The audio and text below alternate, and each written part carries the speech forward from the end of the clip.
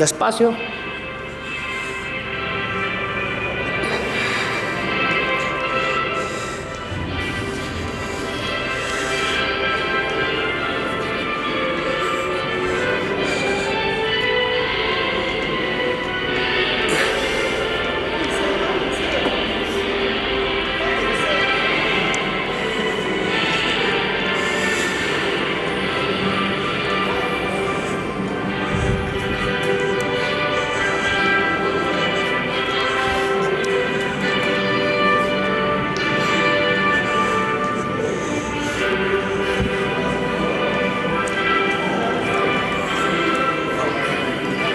Los primeros de pie.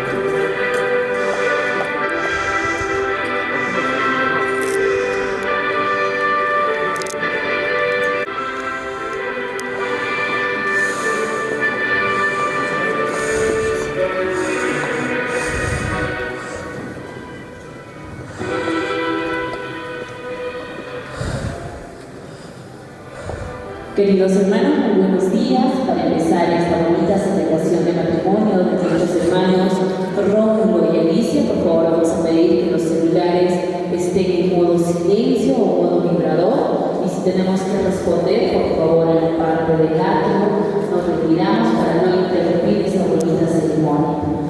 Queridos hermanos, este día es un día muy especial para nuestro hermano Rómulo y Alicia, pues han decidido casarse, y casarse por la iglesia significa cabalmente unirse a Cristo por